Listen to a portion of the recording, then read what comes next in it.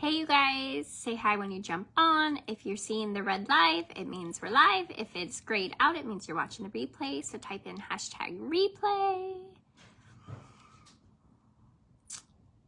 We are going to do a few things with our starter today.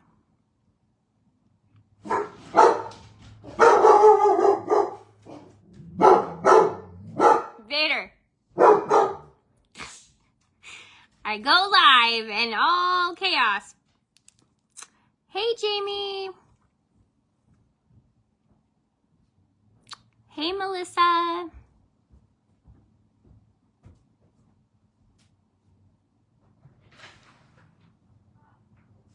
So we are going to do a few things with our starter today. Not necessarily that you have to do them, but I'm going to show you how to do them so when you're ready, you guys can do this with your starter as well.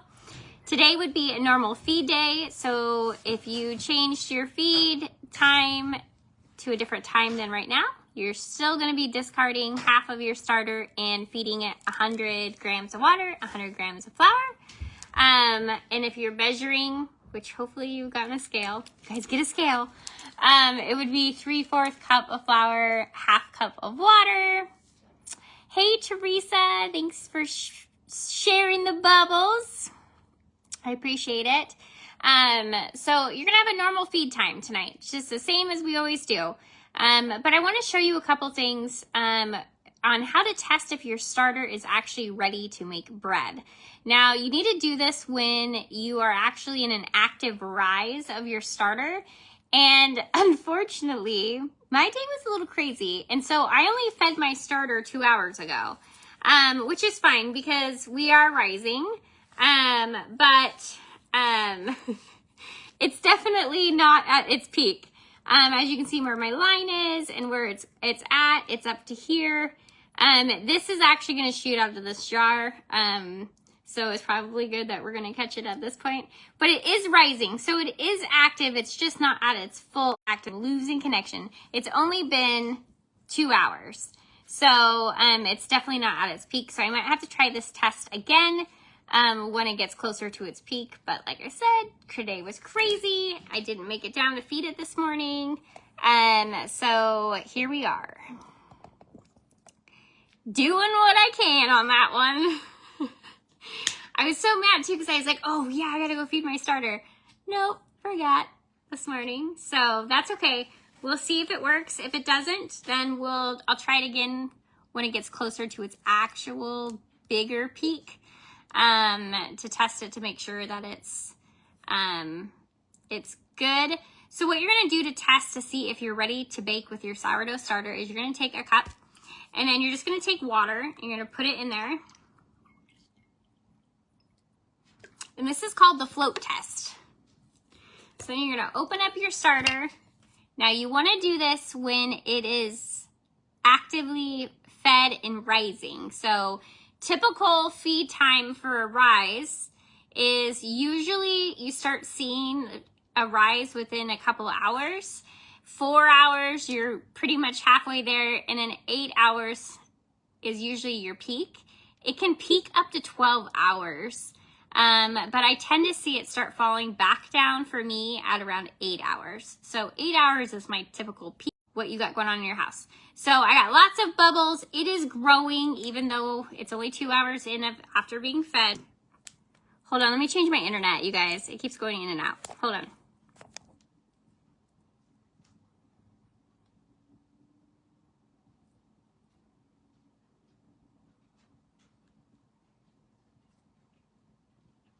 Oh, interesting. It's not even an option.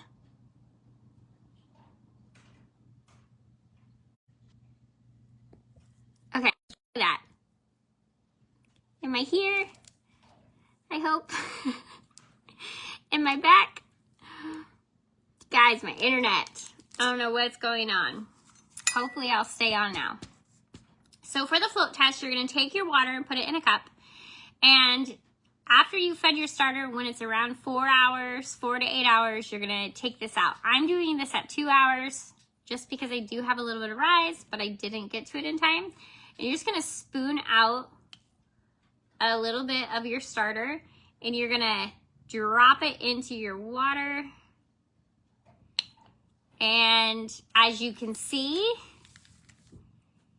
it is floating. So this tells me that my starter has enough gases and cultures in it to bake bread. You're here but kind of fuzzy. Oh.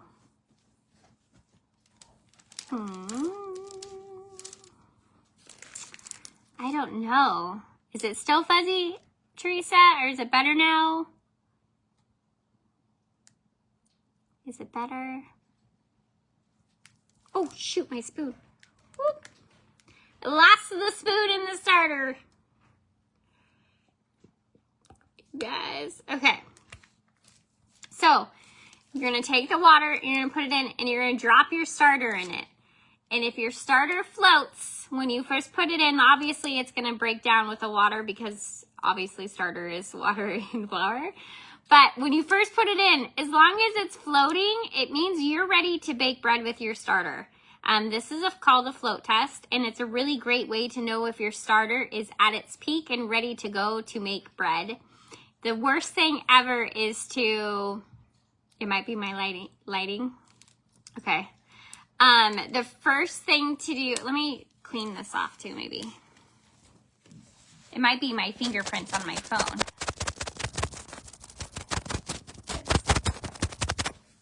Is that better? Oh, there we go. My phone was dirty.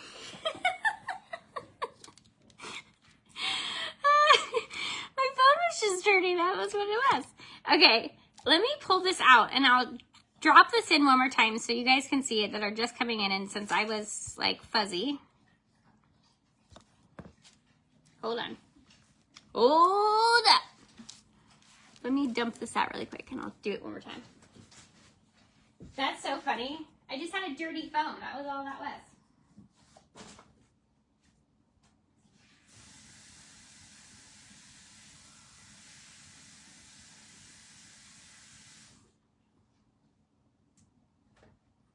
Okay, watch out, Turbo.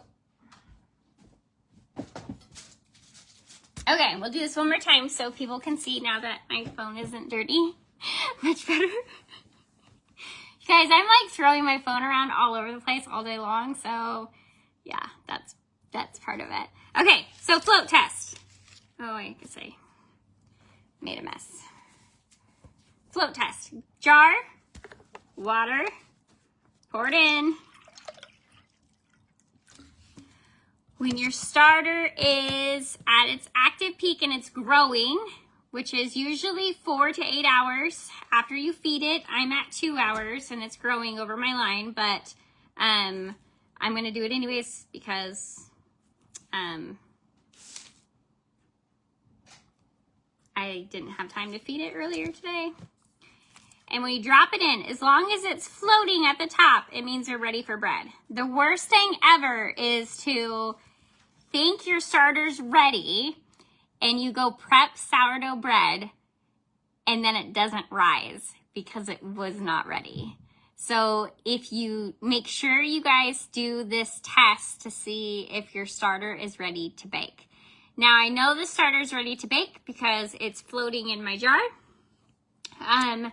So now I know that if I were to go prep bread, it's gonna actually rise and do the things that it needs to do. I'm gonna go ahead and leave it. I'm gonna let it keep growing because I only fed it 2 hours ago. We're gonna let it grow and I'll probably do one more day. I like to do at least one more day over the float test because then I know for sure that it's good and ready to go. So that's the float test. That's what you wanna do to test to see if your starter's actually ready to make bread. Now, lots can happen to your starter in the process of maybe you left it out and you forgot to feed it. It can grow mold. And so, but sourdough mold is different. Sourdough mold is actually pink. So if you ever see like a pink tint to your sourdough starter, that's mold. Sometimes there's like a fuzzy mold that happens, but usually on a normal basis, if you were to get mold in your sourdough, it's going to have a pink tint to it. Another thing is if you were to, I don't know, there's so many things. You could drop it on the floor. There's just many things that can happen to your sourdough starter.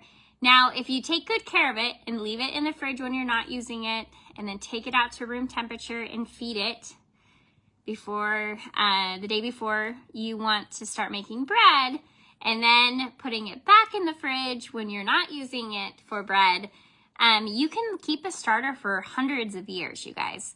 So, but that's one thing to look for, is that pink tint, it is definitely like a mold. Now, there's another thing that you'll notice if you keep it in the fridge, or if it gets super hungry, it's gonna get a liquid layer on the top of it. And that's okay. That's called hooch. Now, some people will actually stir in their hooch back into their sourdough. It's what gives it that sour taste. I prefer to not have that super sour taste, and I dump my hooch off. But if you get a liquid on the top and it's kind of like a foggy grayish color almost, that's hooch. That's okay. If you get pink on the top of your starter, that is mold and it needs to be trashed. Do not eat it or use it for anything. But that being said, if something were to actually happen to your starter, you will be devastated to have to start this whole process over, because this is the hardest part, is getting your starter going. So I always suggest, when you actually get the float test and you guys are starters floating and you know it's ready and good, to save some of your starter. Now, you'll always have some starter saved in your refrigerator. That's your discard, right? You can always feed your discard and restart your sourdough as well. But if you don't have discard that you're saving and you've just been throwing it in the trash, you need to have some dried starter in your pantry, because what you can do is you can restart your sourdough starter really quickly by, I'll show you guys how to do this. I'll show you guys the whole process, but you basically put it in a jar. You put the flakes that we're gonna make here with some water, and you let them soak for 30 minutes, and then you feed it. And within 2 to 3 days, your starter's back. So this is how I do it. This is how I save starters. So you're gonna take some parchment paper, and you're just gonna take a spatula, and you're literally going to spread your starter on the parchment paper. It's pretty thin, like you want it pretty dang thin. So you just spread it onto the parchment paper.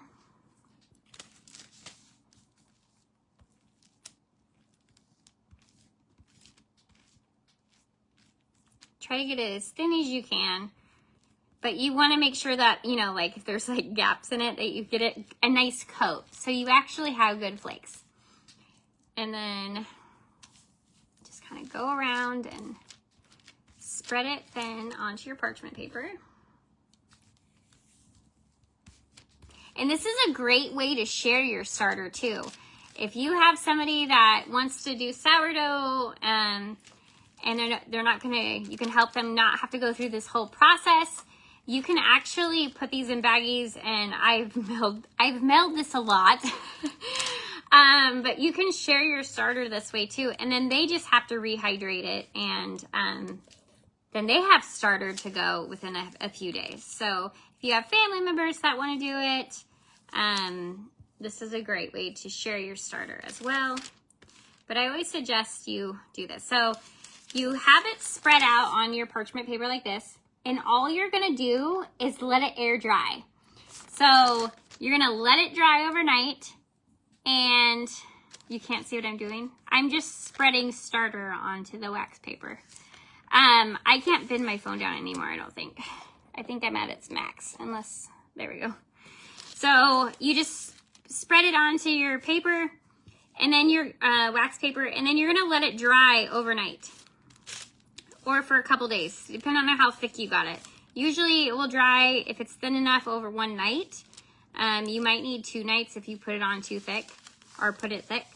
But it will start peeling up off of the wax paper. And then I'll show you tomorrow what we actually do with it once it's dried out tomorrow. So it doesn't take a whole lot of starter away, but it actually will save you from having a disaster with your starter, and you always have a backup. So I will do, let's see, figure out where I want to put this here.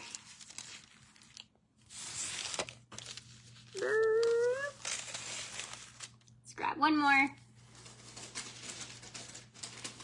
since you couldn't see what I was doing. We'll do one more. So you're just grabbing your starter out that's in its active growing stage. You want active starter because that's when all the cultures are live and going crazy. Which mine should, it was only 2 hours in, but it is growing, so. And it's floating, which means it's good. It's good. So just spread out.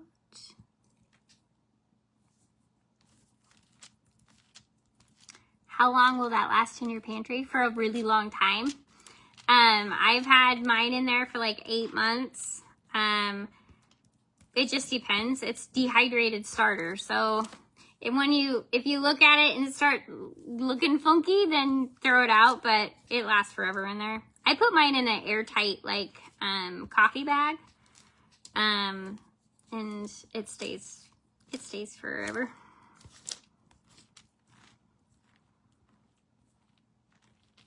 So you just spread it out on your parchment paper and you let it dry. And then tomorrow I'll show you how to crinkle it up and make it into little chunks and then put it in a bag, and then you just stick it away so you can save it. And then you always have a backup starter. Just in case something were to happen and you didn't have discard to restart, because things happen, you guys. So one time, this actually last year, I had a starter that was actually, oh gosh, it was 70 years old, and I love that starter.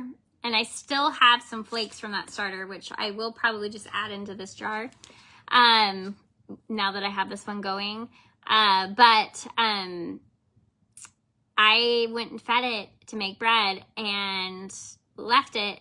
Well, it was during like the summertime, and fruit flies love sourdough starter, you guys. So make sure your lids are on enough to where the bugs can't get in. Can you use a dehydrator? You can, but it works just as good with leaving it out in the air.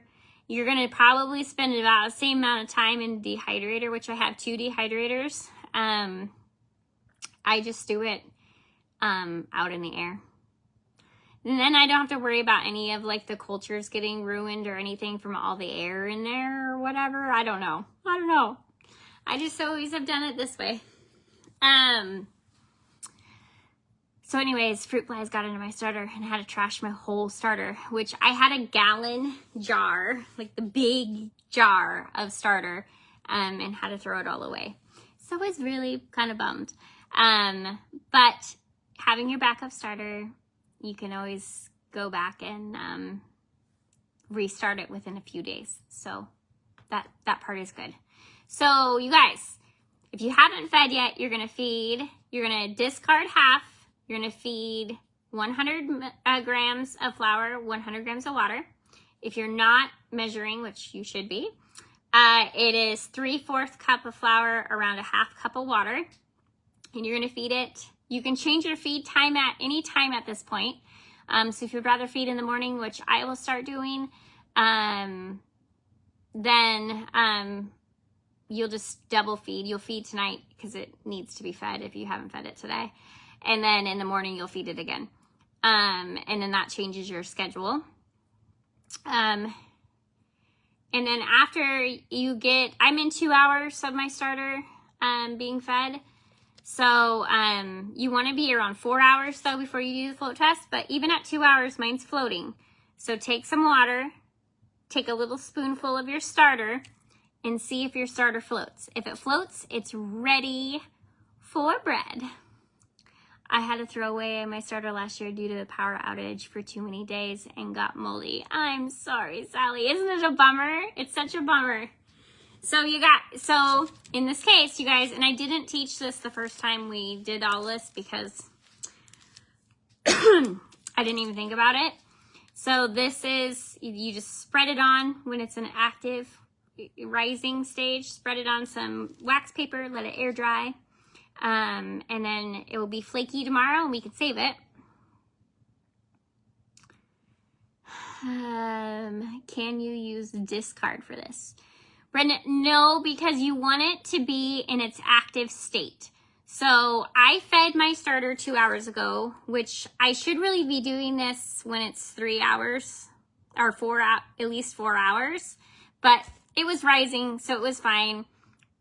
And I floated, so I know it's ready, and spread it out on your parchment paper. Can you use discard to do it? Yes, you can, but I recommend doing it as an active state. It means the cultures are active and going, and that's how it's growing. So when you're spreading it on here, it's got a lot of good cultures in it. So you know this will really kickstart off your starter if you ever have to use it for that reason.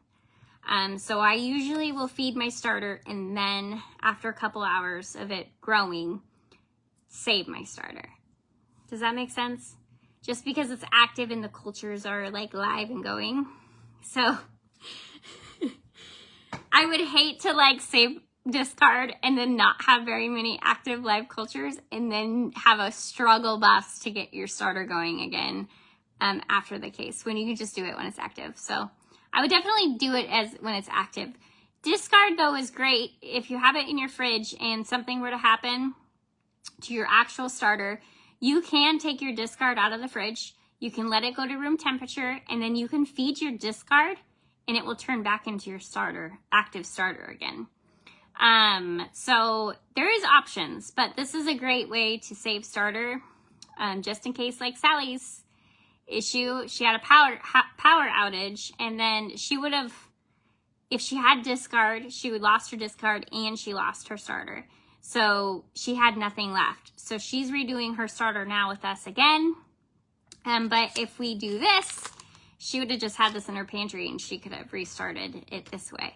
So this is why I'm teaching you guys to have this as a backup as well. Just in cases, because this is a lot of work and a lot of flour to get your starter going. But like I said, if you take care of it, it will last forever unless something crazy happens like fruit flies or major power outage. Saving some of this now that we've gotten this far kind of gives you that backup. Yeah, so once you get it going, it's really nice to like just have. Yes, I'm gonna do this once you get yours going. It's important, like it's a good thing to have because you just never know. You can be so protective over your starter and something will happen. Like it's bound and determined to happen.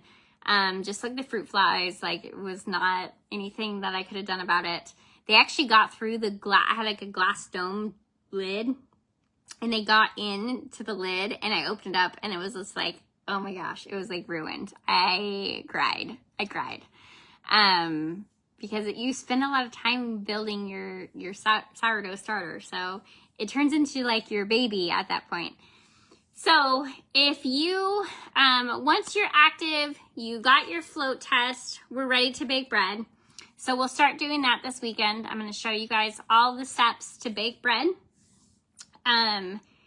From starting your bread to the folding to all the things to make an actual loaf of bread, even how to score it. And then if you're behind and you're not where we are, that's totally fine. You're just going to do your normal feeds. If you're where we are, do the float test and see if you're ready to bake. right now we're going to continuously feed every day and have our starter out until we make bread. After we make bread, we don't have to feed it every day because we're going to store it in the fridge. And that basically makes it a little bit dormant and it saves it in the fridge. So then when you wanted to make bread again, you would just take your starter out the night before, get it to room temperature, feed it, and then the next morning you can do up your bread dough to make sourdough bread. So we're done wasting flour. Once you have your float test and it's good to go, then we can literally save it in the fridge and not have to feed it every day. So you're almost to the end. You guys are getting there. I'm proud of you. If you are having any issues with your starter rising, please message me. We'll figure out what's going on. I know there's been a couple of you guys that actually had reverse osmosis water, but it didn't say it on the bottle. Yeah, I think that's it. I think that's all I got for you guys. So if you are where we are, do the float test when your starter is active and rising. And then spread some out on some wax paper or parchment paper. Let it air dry overnight. If you haven't fed yet, make sure you feed. Discard half, 100 milligrams or 100 grams of flour, 100 grams of water. And if you guys have any questions, put them in the chat and I will read them later and get back to you. But that's it. That's how you do it. So make sure you guys do the float test though, to see where you guys are at, and we'll be making bread. We'll be making bread this weekend. Probably start it Friday night. We'll start our loaf Friday night. And Saturday I'll show you stretch and folds and all of that on Friday, and then Saturday we'll bake bread. All right, you guys have a good night. Bye.